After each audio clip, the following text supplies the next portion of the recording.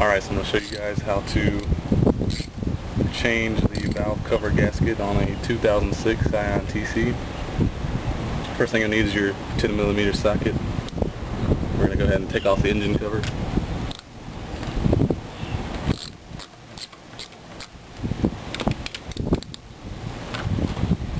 And it just lifts right off.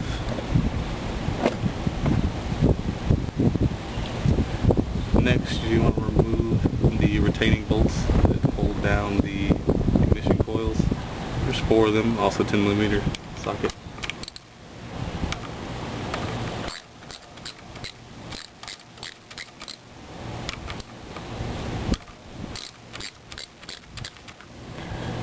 Once those retaining bolts are out, you can go ahead and unclip the spark plug wires. They should just pull right off. Just make sure if they're not already taped down that you keep them in the same order. Then once those are off, the ignition coil should just pop right out. Just give them a little tug. Like that.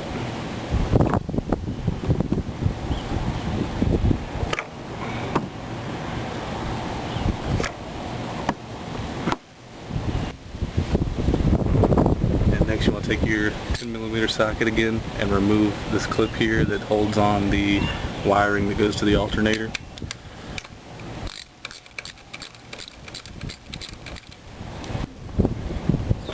You'll also want to remove the intake hose that goes to your engine. It should be right here. It should connect directly to your intake.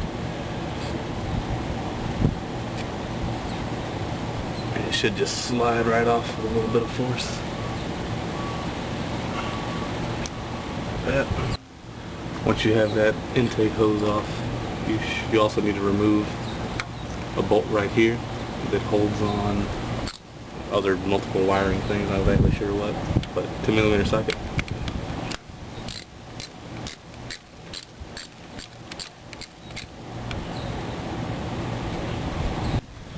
Once that wire is out of the way, there's 10 more 10mm bolts that go around. There's 8 around the edges, and then there's 2 right here in the center. Just go ahead and take those off with your 10mm socket.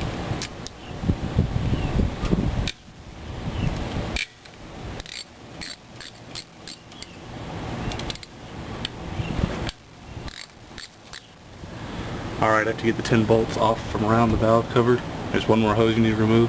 It's just another intake hose located right here. Just go ahead and pull that off. Alright, once that hose is up and out of the way, go ahead and take a flathead screwdriver and go ahead and pry open, sort of pry off the valve cover. And then you should be able just to lift it off.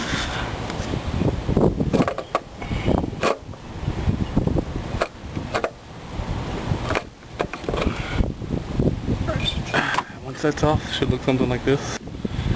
Alright, once you set that valve cover to the side, you should be able to see the gasket that you need to replace right here. It should look like a rubbery material just going around the edges of the engine. And you can tell it's going to be replaced because it's not nearly as flexible as it's supposed to be. Over time, the heat of the engine kind of makes it into like a hard plastic. So to get rid of that, you just want to be careful not to damage any of the engine. And try not to get any debris in here.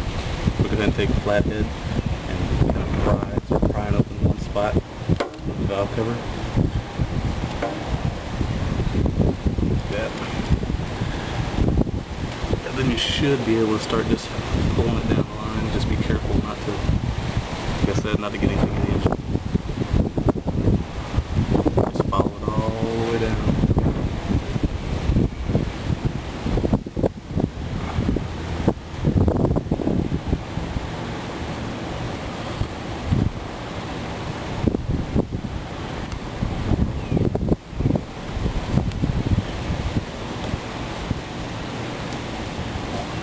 There you go.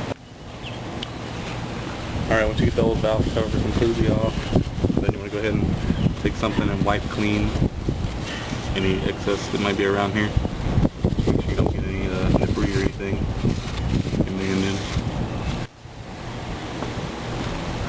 Once it's clean, you want to get your RTV silicone gasket maker. Just put a small bead going all the way around the edge here, especially where the screws will be going in. Alright, so once you've got a good bead of RTV around the engine here, make sure you take your new valve cover and put it up under here. It should fit right into the valve cover thing.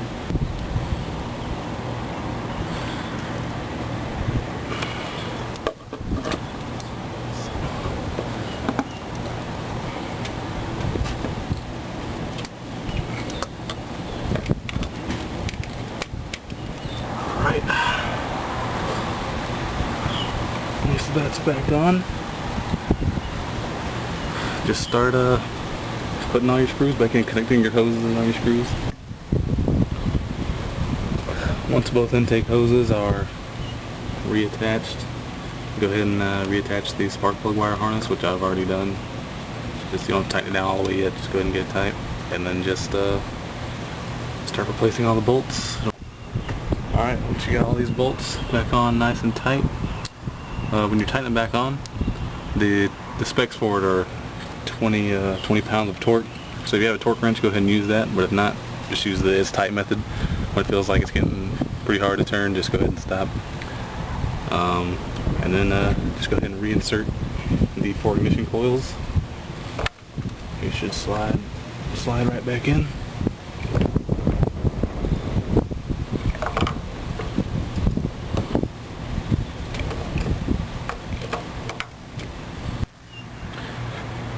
Once you've got the ignition coils back in, go ahead and reinsert your spark plug wires. Make sure you just put them back in the same order.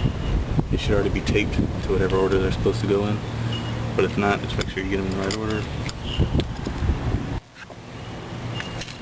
Once you get your engine cover back on, test it out by starting her up.